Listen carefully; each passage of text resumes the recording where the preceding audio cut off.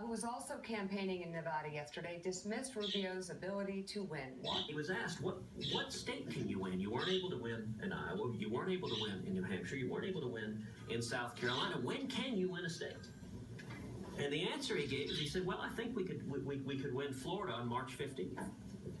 Now, that's a fairly amazing admission that they don't believe they're going to win here in Nevada. Apparently, they don't believe they're going to win any states on Super Tuesday.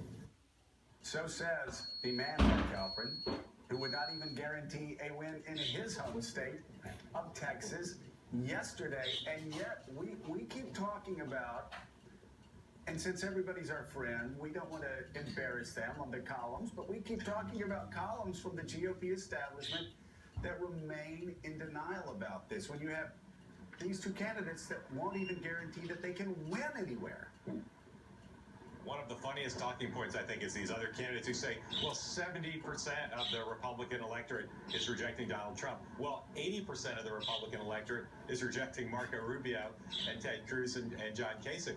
They don't have a rational, clear, even semi-linear way to describe how they're going to stop him right now. And so they're doing their best to come up with talking points. But I think, I said before, someone has to take him on, and someone has to say, I'm going to stop Trump here. This is going to be where I stop Trump and prove to people that I can beat him. There's no indication any of the three are doing that at this point. Let's talk, Nick, about money right now, because it's one thing, and I understand that Nevada is Rubio's firewall, but once you get past Nevada, in South Carolina, in New Hampshire, and Iowa, suddenly it explodes. And people that have never run a presidential race or been around a presidential race don't understand. They're now sort of like shooting through a tunnel on a bullet train where the races come at you so quickly, you can't even raise money fast enough to be able to spread it around to 12, 13 states. Yeah, that's right. Look, Nevada is the end of the line for the candidates who are going to say, I'm going to win this one state. That's going to be it.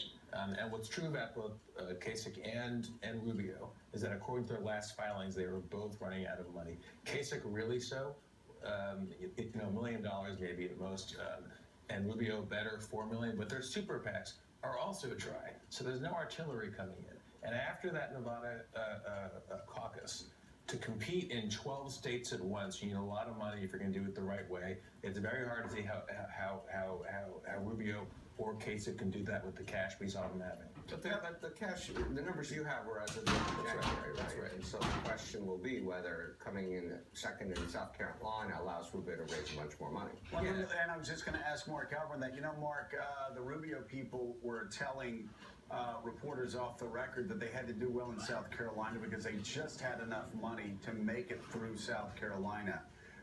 Did what was in effect a tie for second place behind by 11 points, did that give Rubio enough momentum to get new donors piling in to help him get through Super Tuesday?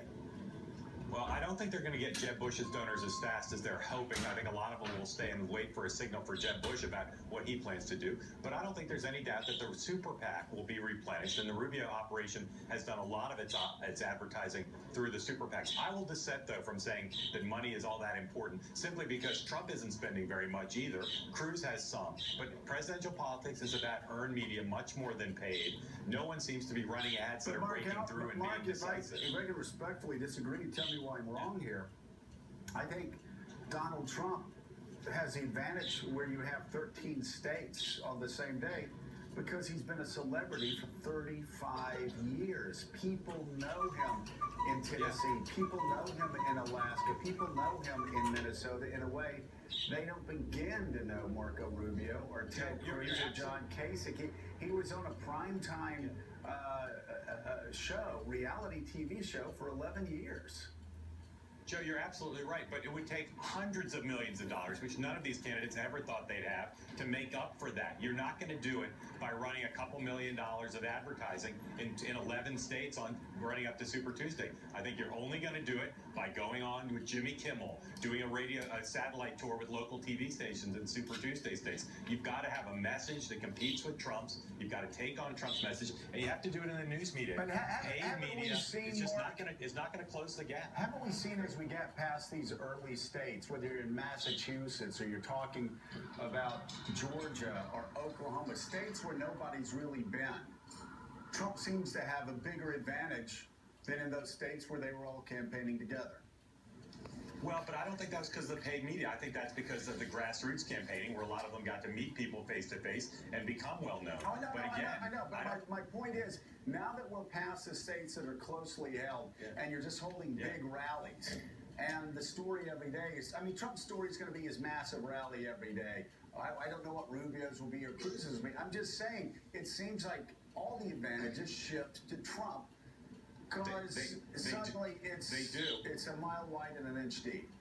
They do, but I'll just say again, I think the way you combat that is not by straining your schedule to raise an extra $3 or $4 million, which will just not go very far. I mean, you could spend that in Texas alone. The way to combat it is earn media and try to compete with Trump and be in the game, engaging with him. That gets you coverage in all 50 states, rather than thinking that you can raise enough to make up for years of The Apprentice and years and an inability to campaign on the ground. It's just not worth it. It's several $1 million.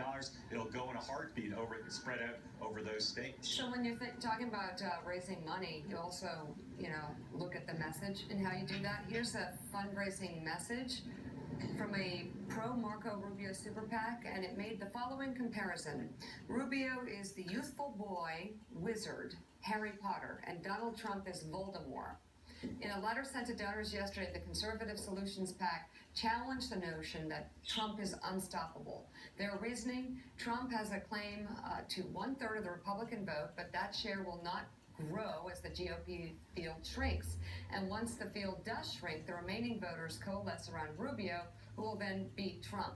And so the memo compares Trump to Voldemort. And the other remaining GOP candidates are, what are those things? Horcruxes? Horcruxes. Objects that preserve